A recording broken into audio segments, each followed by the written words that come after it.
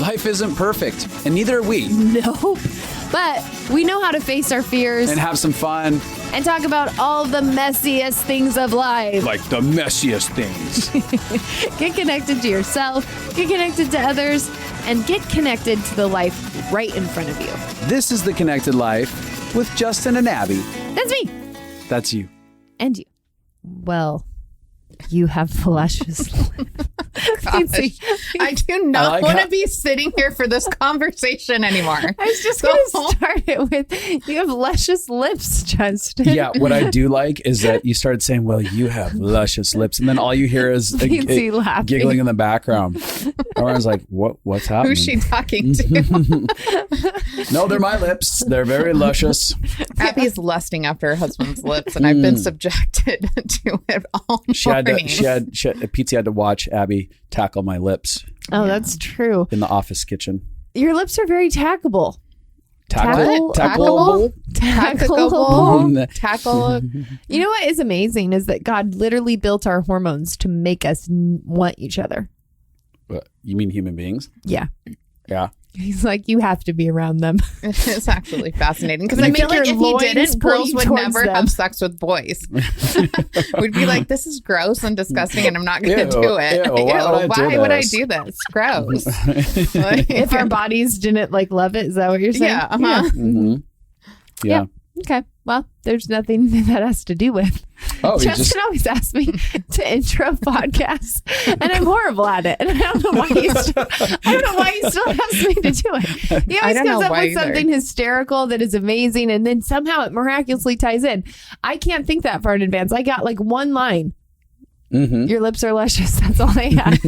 Part of me just wants to sit here and not not do anything not to help me forward, not rescue you, and just how is this going to go? Okay. Well, fine. I see that, and I'll raise you. Today on this episode, we have my best friend Pietze, who is in town, and I'm so excited. She's in town because we are about to release a project that we have been working on for a long time. It is something that changed our lives, changed our marriages, changed our families, changed our consulting. It changed the way we do consulting, the way I teach consulting. It's the basis of what I use with my clients. Yep. It's literally everything. You could be a superhuman, super smart person if you just get this one course. It's amazing. It'll bring world peace.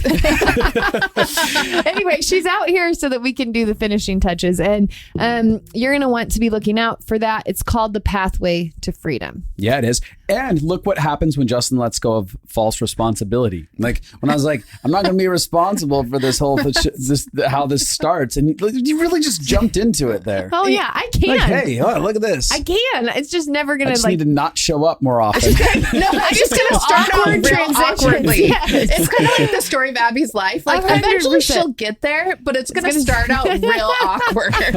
Where is this clunky bus going? When I was a pastor, I just owned, I'm awkward and these transitions are going to be awkward. You did. From stage, I watched you so many thousands of people and you're like, well, here comes an awkward transition for you. Here's a joke, haha, and now I'm about to tell you something serious and it doesn't have anything to do with what I just said, but awkward transition, hey!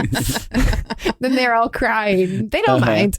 That's so good. Well, we did last week. We talked with Pietze. We initiated a conversation a little bit further down the journey of conversation around faith. Yeah. I really felt like this is a year that we need to do that on the podcast. Yeah. And we've had a series before that we kind of initiated it and said that there'll be more talks about it. Yep. But there has been so many people that have experienced pain and troubles inside of the arena of faith spirituality, especially within the Christian religion, which is something that we've been able to speak into because that's part of our history. Mm-hmm. And so with regards to Pietze, we brought her in and she kind of initially started opening up about her childhood and her experience being a pastor's kid, and then kind of briefly touched on the idea that she had to go through her own disconnection from organized, institutionalized religion and kind of find out who she was inside of that. And today we're going to kind of get deeper into those parts of the story and how you're affected and why you went on that journey. Yeah, I'm really excited because me and her went on the journey together. So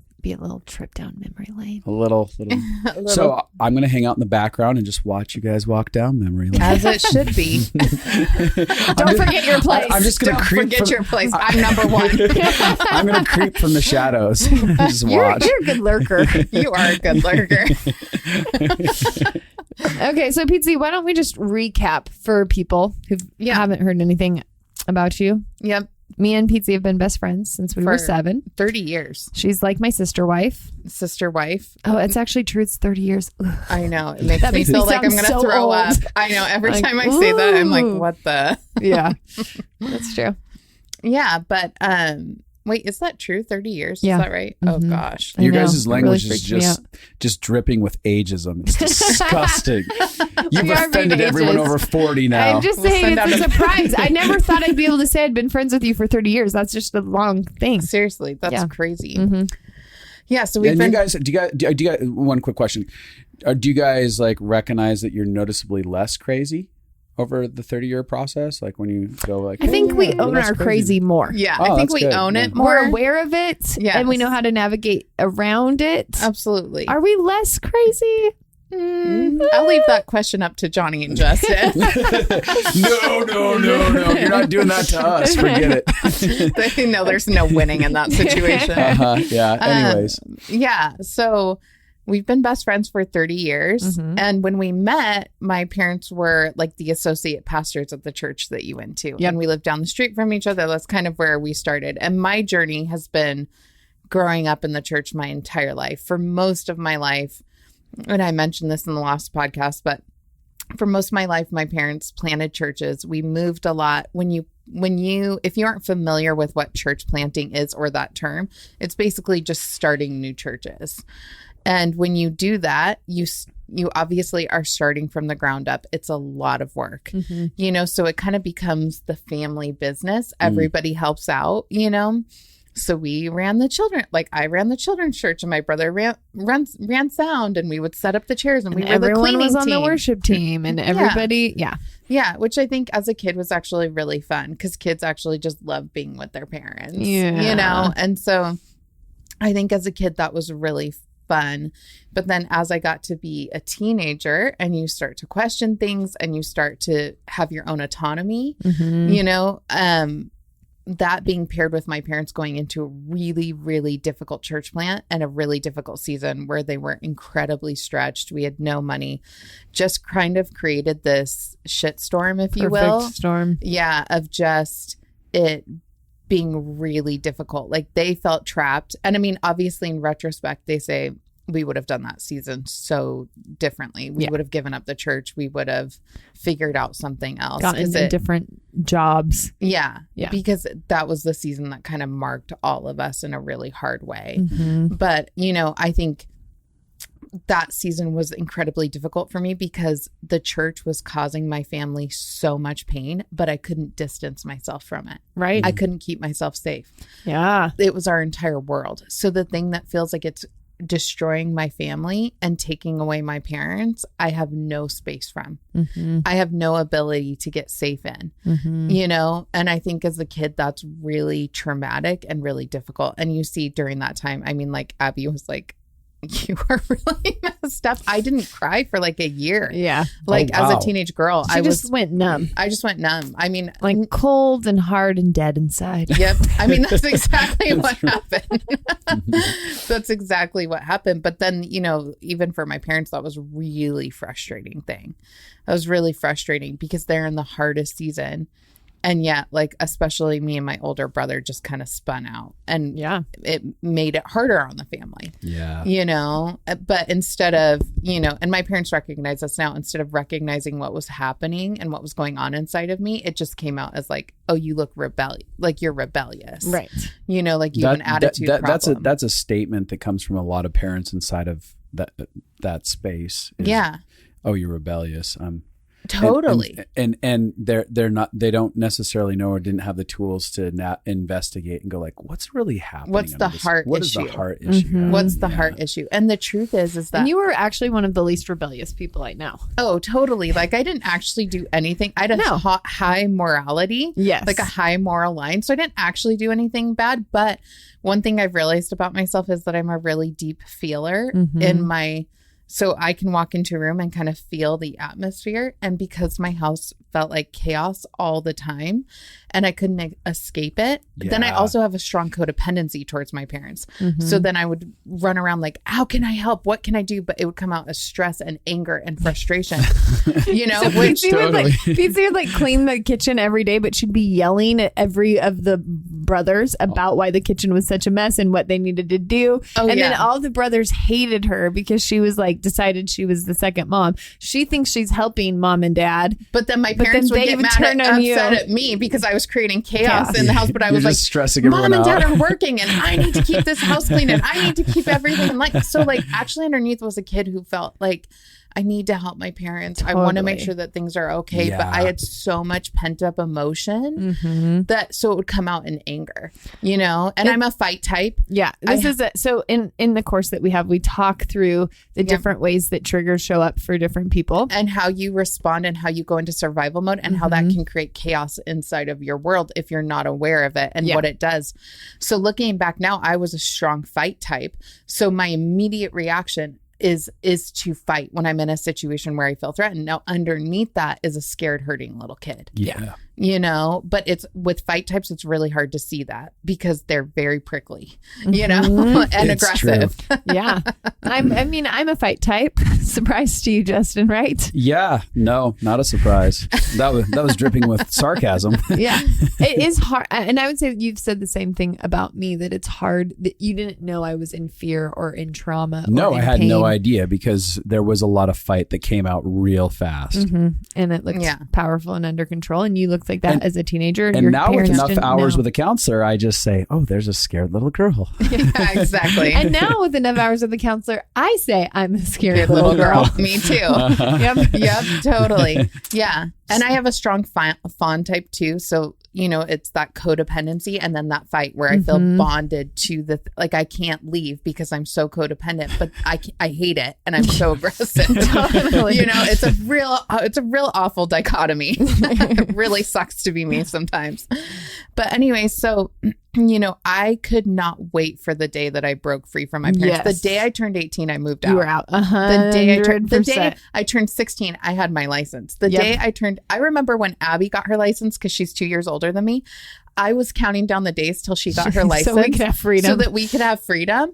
I was like, and we talked about how we were going to decorate her car, like where we were going to go, because her freedom meant my freedom. Because my parents loved her.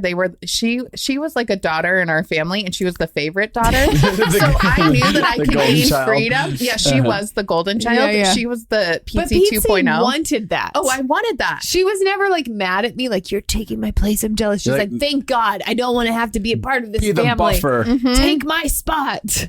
Totally. And my parents loved Abby. So anytime that Abby would come spend the week with us and we'd go everywhere, my parents were like, yeah, you can go anywhere you want with Abby. Yeah. You know, so it worked out perfectly. But yeah, the day I turned 18, I moved out and left the church. I left my parents' church, which felt great. I loved leaving the church. I loved distancing myself. And I actually ended up, because that whole time I loved God. I actually had a strong relationship with God. So to me, my relationship with God felt different than my pain about the church. And I think because I'm a feeler and there was a level of discernment, I knew that there wasn't grace to be doing that church the way we were doing it. And I knew it wasn't God. Right. Wow. And I think which is amazing. Lots of people don't know that. No, I think it's the perfect, you know, in our tradition of faith, we believe in the prophetic, which is the ability to see into a situation and discern it, or to see into the future from God. And I think I knew like God's not on this, but I didn't know my prophetic gifting enough to realize that that was part of the frustration is because prophetically I knew, but my parents weren't there yet. Yeah. You know, and so when I was able to distance myself and actually have space, it felt amazing. And actually my relationship with my parents got better. And I ended up calling my dad, especially, and my brother, and apologizing to them for how I in the house, you know, but I took on a lot of guilt and shame about it. Like I was a bad kid. I was rebellious. I don't think at that point I could see the full story of what was happening. Yeah, you didn't have compassion. You didn't understand the pain that you were in. You didn't understand why you needed survival I didn't skills. understand emotional health. And I have no idea about triggers or anything that like now we know and have the course about. But had I had that then, it would have been a game changer, you know? But anyways, so I jumped right into building a huge ministry. And it was something I'd wanted to do. It was an arts ministry. It was something I wanted to do since the age of 10. I started it with a couple that was like 17 years my senior, but I loved them. They were like my big brother and sister. They'd served under my parents for a long time, and it was an interesting, complicated dynamic because my parents had strong concerns about the husband. Yeah. And some of the sin that had ensued his life. Let's not call sin. I hate the word. That's fine. That way. Let's say his lifestyle and the choices he were making was destructive. Yes. And that destruction, they could see clearly. Yes, totally. Totally. In the church, you would have called it sin. Outside of the church, we'll call it a destructive lifestyle. Absolutely. So, you know, they didn't want to expose him to me. And it was so it was really complicated because they fought me on it a lot. Yeah. They always pushed like from how much you were involved. And what I do want to say is the ministry that you jumped into was incredible and a cult.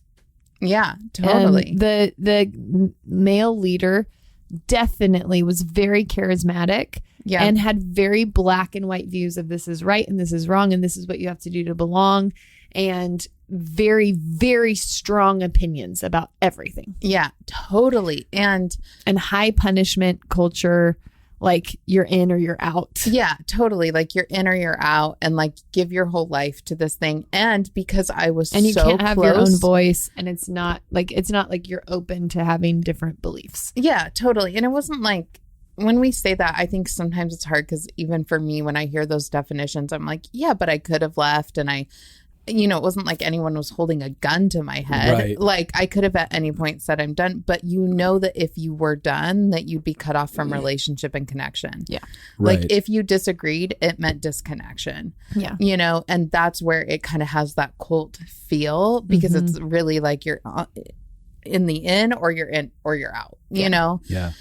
And so, but I loved them and I believed in what we were doing. And the truth is that despite everything that was dysfunctional in it, we did a lot of good. I mean, we transformed our city and we got involved in like kids on the street and saw lives transformed for the better. And, you know, I mean, it was a really amazing thing that we did. But basically at the height of the ministry, at this point, we have like close to like 700 kids in this ministry. We put on these huge productions. We were traveling. It was really successful.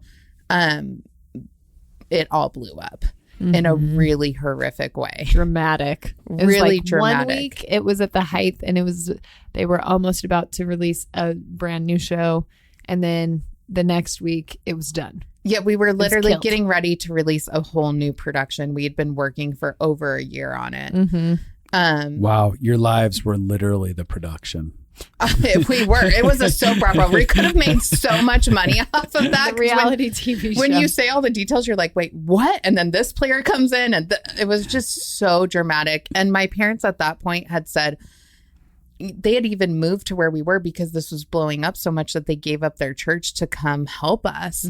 But I mean, my entire family was at the center of it. I was getting married at the same time. The week, like the month it blew up is the month that I got married.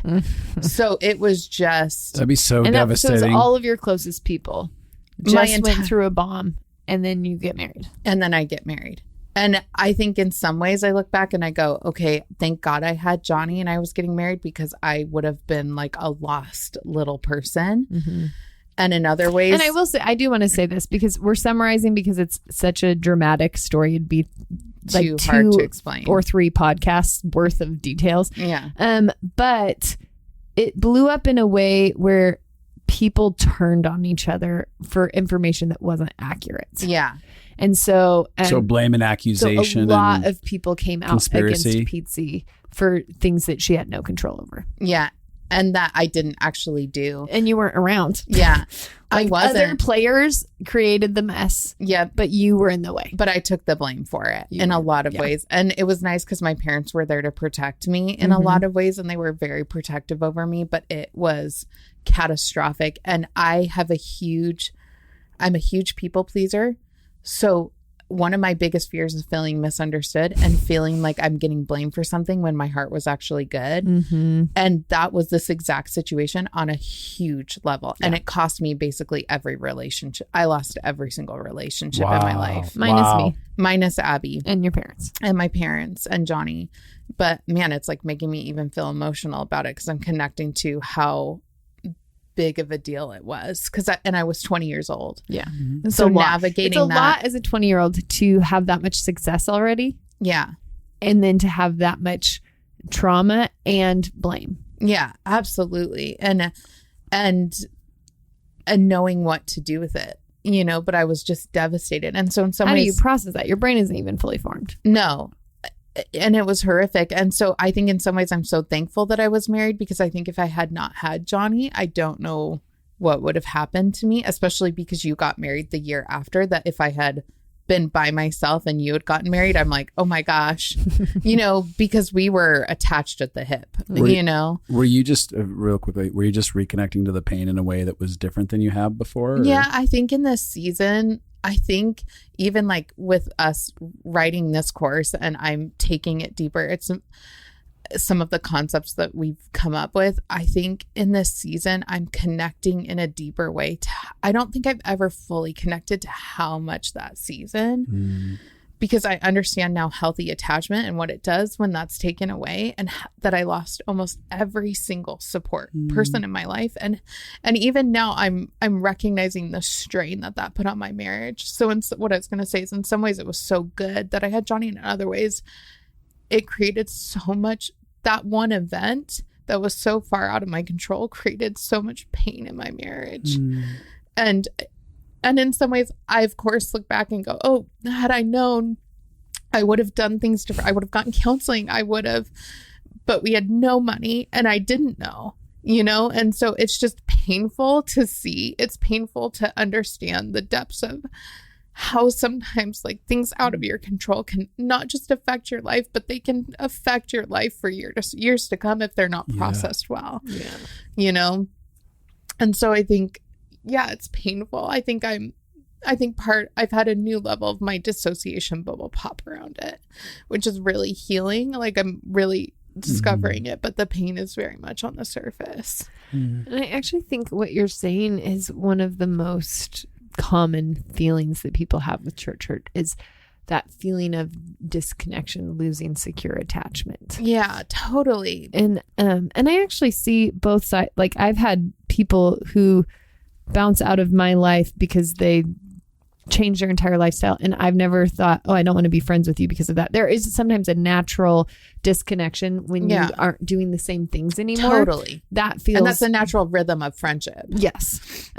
Even like me and you have had seasons like that where we're not as close. But that feeling of losing secure attachment, because of you didn't do something right or because whatever, feels so high stakes, and I think it feels devastating to a lot of people. Yeah, because I think when you leave the church, if your entire community is built in the church and then you leave and that's disconnected, it can feel, just even on a psychological level, there's a lot at play there of why that would be. Losing all of your attachment figures is devastating to a person's attachment system, which is what keeps us stable and connected, just even as a person, So right after it all blew up, and it's funny too, because Abby, you had come right before it blew up. Oh yeah. I was like, me and Pietze, I didn't know how our friendship was going to do, because I came in, I was like, Pietze, there's huge problems here, and this is really dysfunctional. And you were so bought in to it that I was like, it felt a little bit like you were in a cult. And so I didn't know how you were going to respond to me having some huge concerns, but you responded really well. Yeah. And we ended up like even just praying together, and I felt like I could see what you were seeing. And so that was the grace of God that you were there. And we had that because it gave me a little bit of a heads up about what was coming. Yeah. Again, that's our prophetic nature. But after that, I remember my wedding was like, I think it wasn't till this year that my husband and I processed that our wedding was like a celebration and a funeral. At the same time. Yeah, At the that's same crazy, huh? Because it was the last thing where everyone was together. And so, it was like, I'm starting this new life, but I never saw anyone again after my wedding. It was like the death of my old life. And it got really hard after that. And so we got married, and I actually ended up moving to my husband's home church. And I would say during that time, why the pain is so here now is because I didn't cry about it back then. I was dissociated. I was massively dissociated and disconnected. And because I'm planning a wedding, Yeah. And back then, you actually just also weren't that attached to your emotions. So no, it's true. I was massively, there is hope for anyone who is like, yeah, I have no emotions. I feel nothing. That was me. Yes. I was that girl. Yes. Abby used to call me the robot. Yeah, absolutely. The ice queen talking to the robot. I know. Totally. Well, I had more emotions than the robot, even though I also was an ice queen. You had enough emotions for the both of us. One of us had to be a robot. So true. So you get married, and then you jump into life with your husband where you jump into ministry with him at his church. So now you've jumped from your church that felt really painful to this ministry that ends up exploding that's really painful to another ministry. And there's not even because if we thought about church as kind of like dating and marriage and relationships, typically you take a little bit of time to heal from one before you jump into another one. Absolutely. But that's not actually something that people suggest. No, totally. Because people are so scared that you'll never go back that they're like, jump in right away. Totally.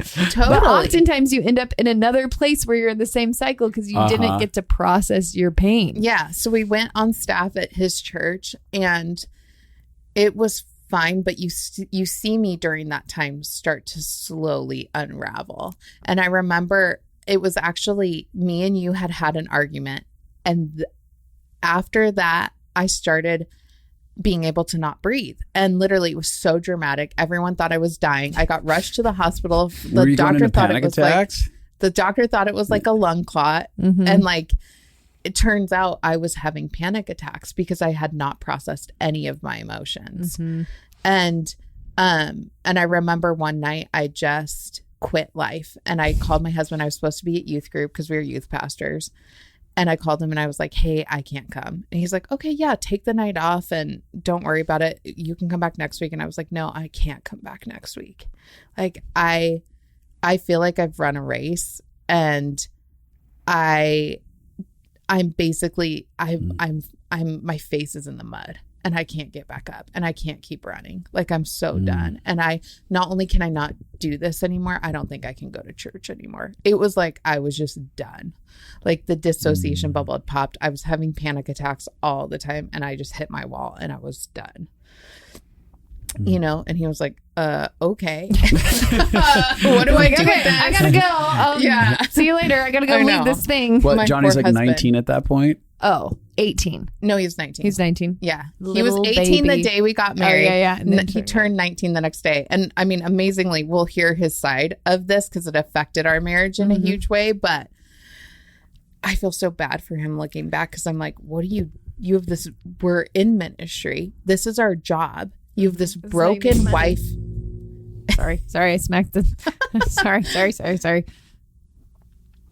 You have this broken wife now. What do you do with that? And so, and then sadly, we had 2 other jobs. Both of our jobs randomly ended a week after. Because we had to resign from the church. Right. Because he's like, I can't do this by myself. Yeah. And I think what happened during that season, there was some questions that started to come up inside of me, and I couldn't reconcile these questions. One of them was, if God is all about love, and we say that we're willing to walk with people in their mess and love them, then I don't see that in the church. Yeah. And I don't know what to do with that. Like, I can't reconcile what I feel from God and what I'm seeing in the church. And I think the other question that started to come up inside of me is this actually the heart of God, and is this worth it? Because the cost is so high for church, and the devastation, because all I had seen was so much pain. There was great things, but over and over again, it had caused me so much pain. Is like, is this worth it? And that's what I think led to me actually having a breakdown and being like, I can't do this anymore, because I've got to reconcile these questions. And so, like, I'm such an authentic person. Like, I have to live from authenticity, that I was like, I cannot be feeling this way and be doing this. I feel like a fake person. Yeah. And that led, it was devastating to watch. I remember when it was happening, knowing how bad it was. Yeah. Because I knew all of the pieces. I was involved in that ending.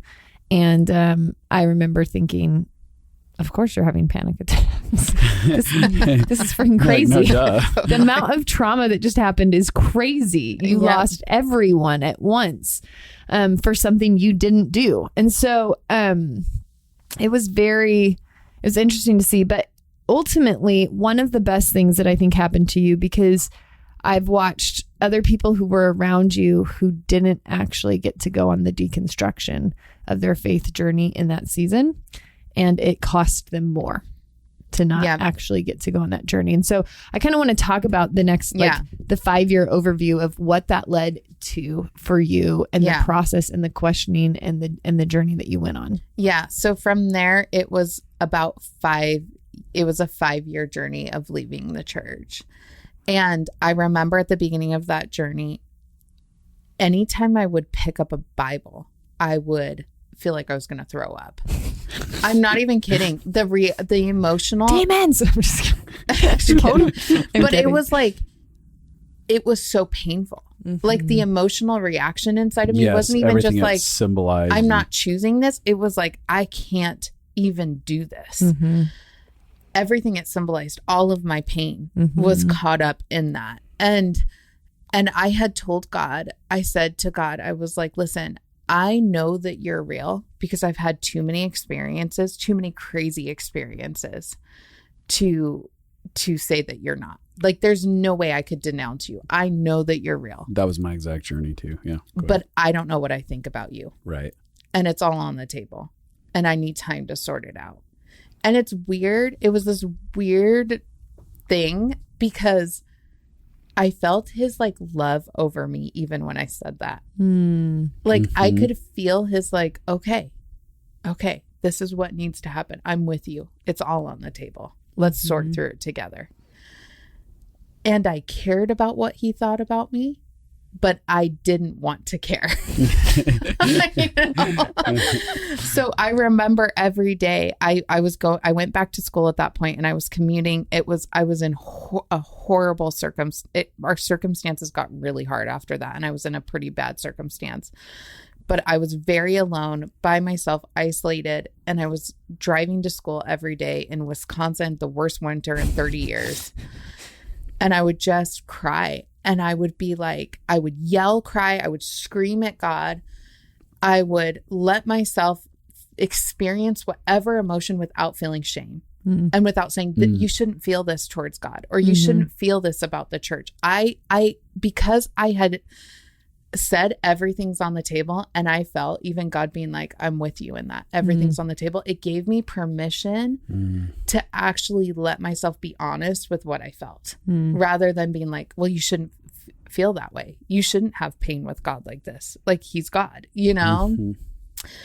And I remember I would cry every day, and every day I would ask God the same question, like, because so much of my life was wrapped up in not how God felt about me. And I always preach to people like, God loves you. It doesn't matter what you do. But for me, it wasn't about what God felt about me. It was what I could do for him, was my value and my worth towards him, what I could do for him. And so it felt devastating to me. And I would tell God all the time, like, what do you think about me?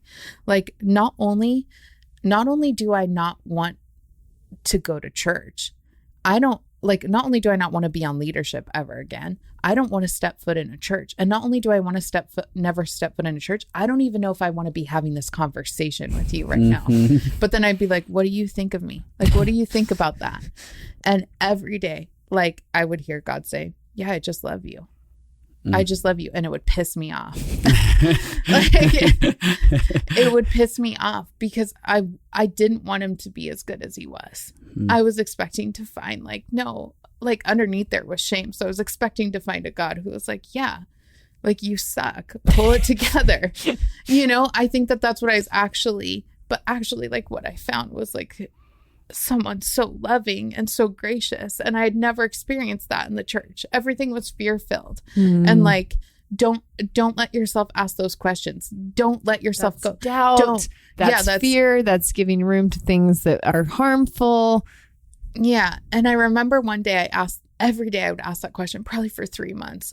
I would ask that question every morning. And one morning I asked that question again, and he answered back more. And what he answered kind of wrecked me. And I said, what do you think about me?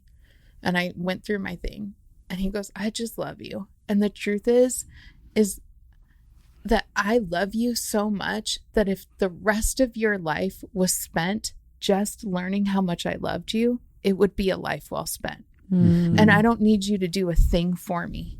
And this process is not about hurry up, Pietze, get better and get back in ministry and get back in the church so you can make me happy. He said to me, this process is about my love. And if that process takes 2 years or it takes the rest of your life, we're good.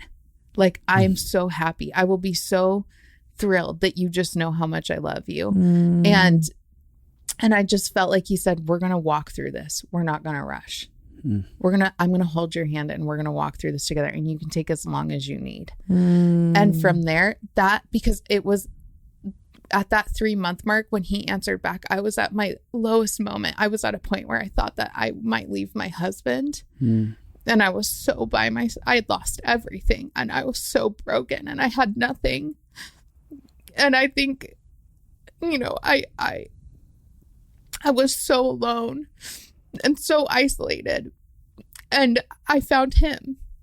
Like, I found like the thing that I had always come back to, even when I was a teenager and I was so broken and so by myself. He was always there, and he was still there. And I was expecting that he would turn away from me because I was going to leave my husband. I was a mess. I had blown up my life. I had nothing good. I had worked so hard, and everything I had fallen apart. I had nothing good to show for myself. But he was there. And that wrecked me. And it's what I've fallen back on. It's the thing that has sustained me through, because my life in a lot of ways has had a lot of hard things even since then. But that is the thing that has sustained me, is my relationship with him. And it wrecked me. That moment wrecked me. And I think it'll wreck me for the rest of my life. It wrecked me. We're all crying. We're all crying. I think, I remember being in that season with you, and at the same time that your world blew up is the same time that I was going on the journey of deconstructing. We kind of started doing it together, which was really helpful. It was really helpful. And we've said it before about deconstructing. I always believe in removing old things, but for the sake of rebuilding something new. When you're just going at deconstruction for the sake of tearing something down, it literally can destroy part of you. But when you have a new thing you want to rebuild in its place, you don't have to know what that looks like or what that means. But I think our heart in the journey of getting rid of all of the old was to figure out what we could hold on to. Right. Totally. And I remember for me, I remember having conversations with you where I'd be like, it feels like the rug is getting ripped out from underneath us. Like, when you ask these questions, what do you hold on to then? Because all I ever knew was that I have to do all of these things to make you happy.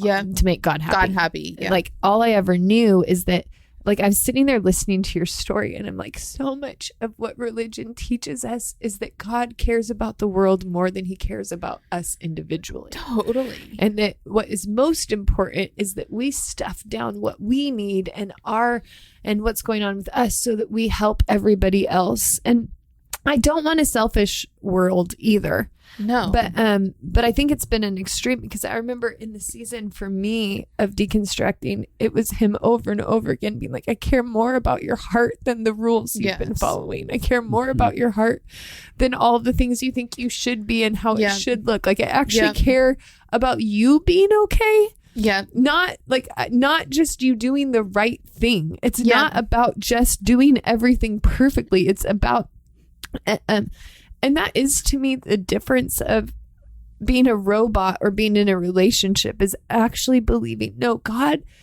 he cares about me, and not me so that I can fix things for other people, not me so that I can change the world, not me so that. And I was listening to your story and I'm like, every human needs to feel like God chooses them. Yes. And not chooses them because they have potential, and not chooses them because they have so much that they can do for him. Yep. Like, oftentimes we make a story where it's like he chose us because we'd be a good worker for him. You know what I mean? Totally. Like, he's like, you would be able to accomplish a lot. Come here. I'll take you. And I'll pour into you, but only for the sake of what you can accomplish for me. Oh, totally. You'll be a good little worker bee. Yeah. Totally. And the idea, and I actually believe the gospel is that God loves us when we have nothing to offer, and there's nothing beautiful and great. And it's, I mean, like, literally the Bible talks about it. It's funny because you hear the verses all the time, like, your greatest righteousness is like unfilthy rags, which in the Bible was like menstrual rags, like to God, like the best you can give him is still like the grossest thing ever. So, and that wasn't a degrading statement either. It was trying to say, like, hey, you guys are trying to make yourself so important and think like you have so much, like, oh, I can give you this, right? And then I'll be pleasing to you. And he's like, it literally means nothing to me. Yeah. You don't have to strive. You don't have to be perfect. You don't have to have it all figured out. You don't have to win my affection. Yeah. So many of us are trying to win the affection of our parents through God. Yes. The affection of the people who've left us. And we've learned, like, I'm not going to be loved unless I do things. And we learn that we matter. Yeah. Yeah. We learn that in every relationship, we have to do things to keep love. Yeah. I have to make you happy to keep love in. I have to do what you want to keep love in. I have to always be on. I have to be strong. I have to be weak. Whatever it is, we have rules of what it is that we think will make love be stable. And then there's this God who wants to just break all of the rules. And I've had people my whole, like, not my whole life, but the last, 10 years since I've been teaching on learning how to love yourself. And they always come up and they're like, pray for me that I could love myself like you. And I was like, you don't understand. The only way to love yourself is to get to the place where you feel so unlovable and to let love in there. Yes. Totally. It's not a fun, like, woo, glamorous, I love myself, I got a makeover. No. It's like, I am letting myself face. There's nothing I could hide behind pain anymore. Yeah. I will let myself look at the thing I'm so afraid to look at and face it, and have the bravery to face it and see what is actually there. And so you got to see that God actually chose you, not for what you could do, not for who you could be, but just because he loves you. Yep. And it's the thing that's marked my life. And it's the thing that time and time again, like, that is the relationship through every hard thing that I've been through. Like, I think, man, if I didn't have him, I wouldn't have gotten through, like, the hardship with my daughter and marriage and all the things that have happened. Like, I'm like, I look back and I'm like, at my lowest moments, guess who was there? He was there. Yeah. At my lowest shame, at my lowest pain, like, he's always been there, and it's the thing that wrecked me. And so I think coming out of that moment with God, I was like, it just broke me. I remember when he told me that, I had to pull over. I was late for school and it was a huge deal. But I pulled over and I just sobbed for like an hour. And I let myself sit in the moment of letting love get in for the first time. And it just undid me. Like, it undid me. And from there, things started to shift. I love that it was a 5-year journey, because it wasn't like you had this one moment in your car that then changed everything, which is, I think, how often sermons get preached. Yes. Is we're telling that highlight moment and we want to be able to give people hope. And so it feels like everything could be different. And that moment marked you. And then you still had to unthaw. Yeah. And you still had to wrestle through. Well, I didn't read my Bible for like, I couldn't read my Bible still for like 3 years after that, or maybe 4 years after that. And I remember asking God one day, because now me and God were like, well, especially the history that we come from, which is like you're real bad if you haven't read your Bible. Like. Oh, totally. Like if you're not reading your Bible, and if you were to tell someone I'm really struggling with their my faith, they'd say, well, go read your Bible. Yeah. You know? So it's a big deal, you know, and at points in my life, the Bible had felt like life, and it had made me feel grounded and made me feel safe with God. But I remember saying to God after that, like, why can't I read my Bible? Because still, anytime I pick it up, I have a horrible, what I would now know is a trigger. Yeah. But I didn't know back then. I had this horrible emotional reaction. And he goes, because your filters are wrong. And he's like, the thing is that you have filters. So when you read this, you hear a God that is not me. Yeah. It's coming from someone who's not me. And so until you get back to just knowing me and hearing me, you will not be able to read it. But if you stay close to me, the filters will leave and you'll be able to pick it up and actually see me. Because when I picked it up, I was reading guilt. I was reading shame. Condemnation. Yep. Performance. So I remember the day. It was a day that I felt like God said, go get a Bible. And I got a Bible and I opened up the pages and I couldn't put it down. It was like life again. It was like, oh my gosh, like everything was new. And it was like getting more of God in a way that was so feeding my soul and so good. And I couldn't believe it. Like, and I was reading things that I had read in my whole life, but I was like, did you know this was in here? Like, this is in here. You know, it was powerful. Yeah, I mean, I think for me, I went through a very similar journey and actually separately from you felt the exact same thing. God was like, every time you're rereading this story, it's just reminding you of everything they taught you through this story for years and years and years. Yep. And so I'm actually trying to help you navigate away from that, but it's pulling you back. And so it's crazy how after changing my belief system about God and seeing him in a new way, you read stories and you're like, oh, he wasn't mad in this story.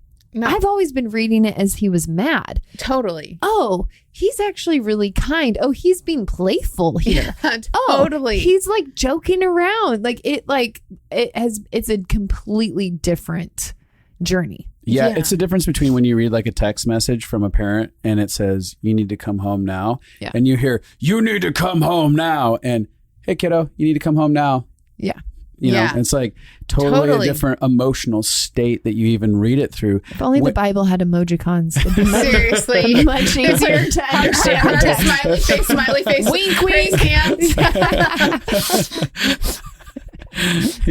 Anyways. Yeah.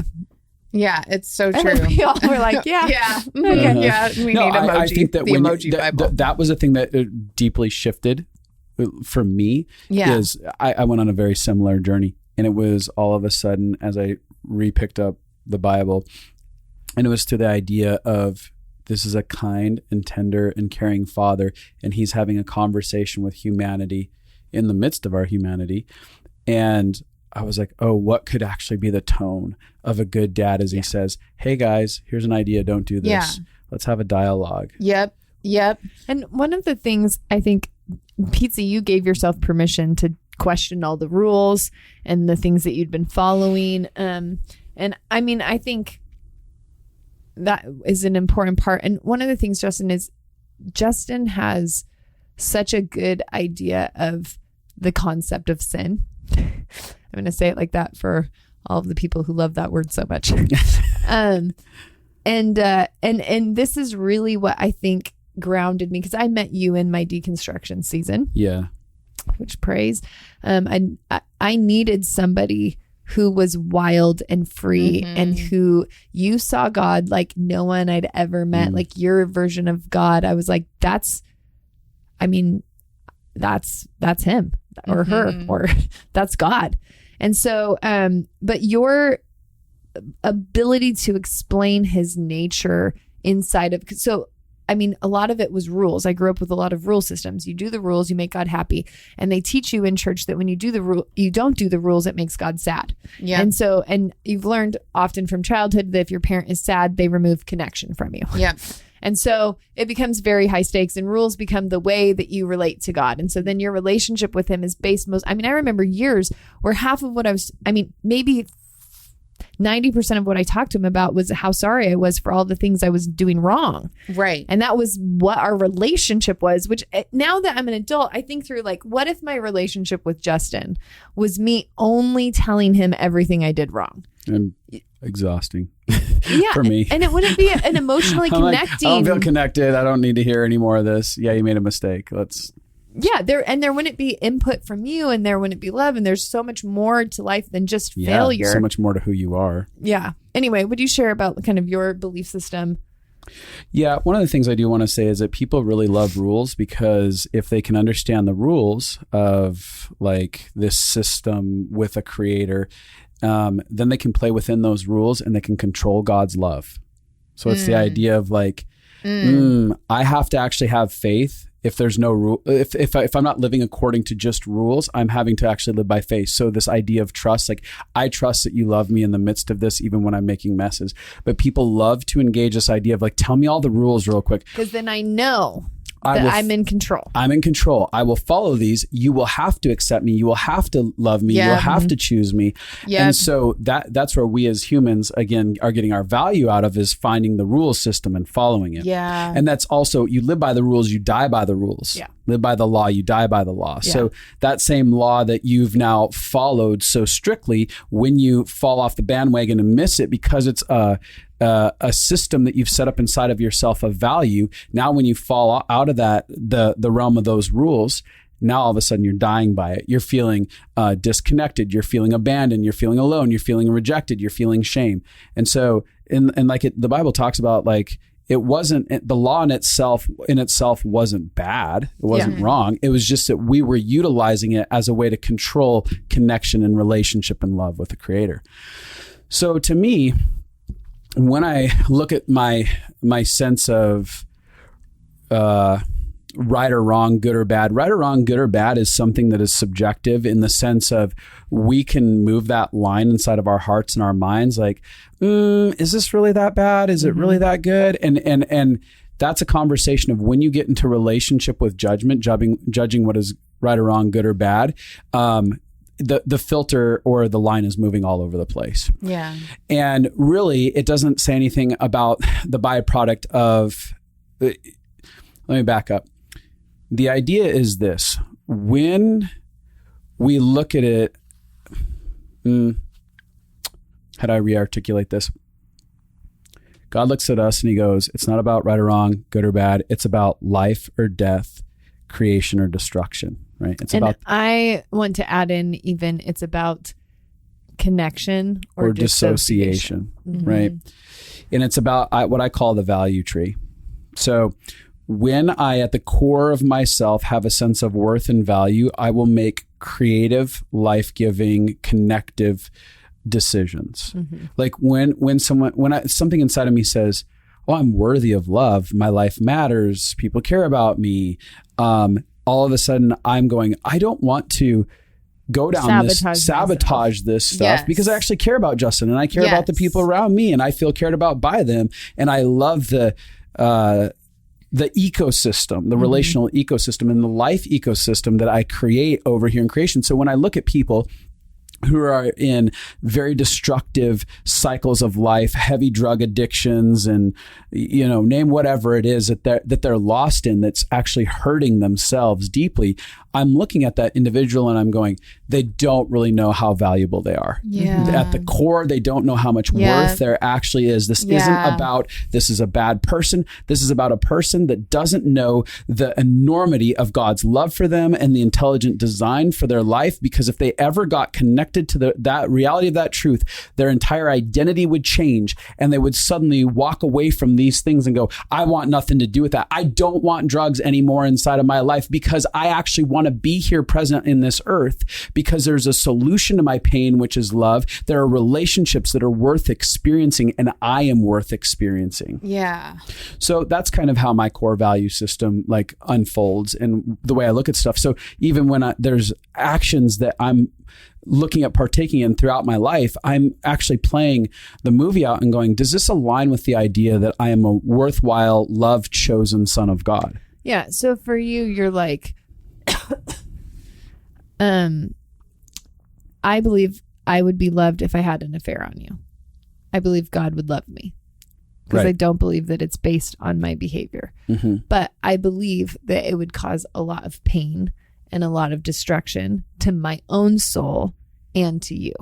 And so now I look at it not as a God who has all these rules to follow, but as a God that is wanting to protect our humanity. Yes. There's so many things that we do to dissociate. There's so many things that we do to survive, but it keeps us in a disconnected place, which is from ourselves. And I have zero, there's no condemnation or shame for somebody who's had an affair or for somebody who's got a divorce. Like, I actually think I have the capacity to do all of the things because pain is pain. And when you are lost in pain, you want to do whatever you can to find some kind of foothold, to find some kind of relief. Yes. There's so much, pain can just overwhelm you and trying to get back to love. But I think this is what I've done. Instead of being like, God has rules that I'm either loved or not loved if I follow, I'm like, no, God wants me whole. Yeah. He cares about my heart. He'll break a rule to get to my heart. And you see him do that in the New Testament all the time, breaking all kinds of rules. Mm-hmm. Like he's healing people on the Sabbath when you're not supposed to because he cares about healing the person. He's hanging out with the wrong people. He's touching the adulteress or he's like looking at her and redeeming her, even though I guess he's not touching her. That sounds weird when I said it out loud. I always just imagine him with his arm around her, but I'm like, that's not actually in the Bible. Yeah. But there's this over and over and over again. He broke rules to get back to restoring humanity to people. And sin, in the typical version of what they really could be saying is it's things that dissociate. When I lie, I'm cutting off a part of myself. And you're cutting off connection from yourself and in turn connection with God. Yeah. And when I cheat on something, I'm cutting off a part of me and I'm choosing into fear and not trust and wholeness. And so it's not, and I think that sadly, we've made a lot of things sin without calling other things, like also when I abandon myself. Yeah. I also cut off my connection with God and my connection with myself.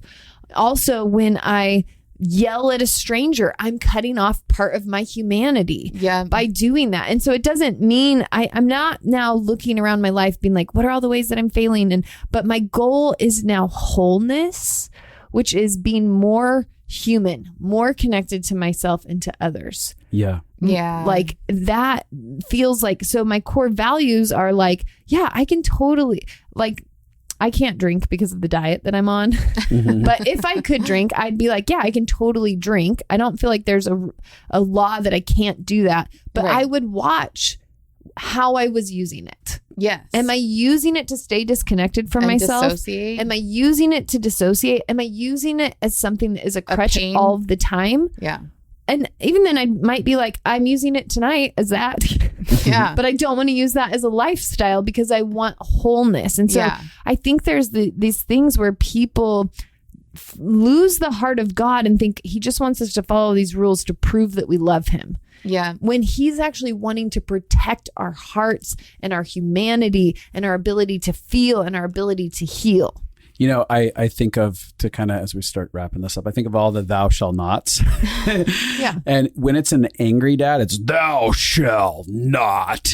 Yeah. And you're like, okay, I don't want to break that rule. But what if it's a really nice dad and he's like, hey kiddo, this is probably not a good idea to do this because the byproduct of this action is a whole lot more destruction. It's going to really hurt you. Mm-hmm. Yeah. And it's going to keep you away from connection with yourself and other people, and it's like the idea of like something as simple as thou shall not kill. Yeah. Right. Like, yeah, we probably shouldn't kill, I guess. Right. Yeah. But he's like, yeah, like it's not just that you shouldn't do it. The killing someone, taking a life, like you don't understand the consequences of that relationally and what that does to generations that are affected by death, and how my heart isn't death, it's actually life. And you're standing against life itself when you begin to partner with that. And you look at thou shalt not, covet thy neighbor's wife. He's like, no, really, you want to start a huge 100-year-long war? Just go ahead and have an affair with your neighbor's wife, with your friend, and it's like these things. He's like, there's a byproduct to all of your actions that you're not aware of. And we took them as just rules rather than like, oh no, there's a consequence. There's a byproduct of my actions. And I don't think people think in those terms in general. Even if you're outside of the church, you don't actually oftentimes think like, no, what are the consequences, the repercussions of these actions? How will they affect me and the world around me? Yeah. Is it loving myself well to do this or to not do this? And so beginning to get rid of the rule master in my head, and then finding a God who actually, for me, understood, like when he's like, I see that you're in so much pain and you don't know what to do. Like there'd be moments for me where it was like, I was trying so hard to do something right, but there'd be moments where I was in so much pain that it was like, this is the only thing I need to do. And I could just remember like a God who's like, I know you don't know how to make it through this. I know you're trying your hardest. I know that this is overwhelming for you.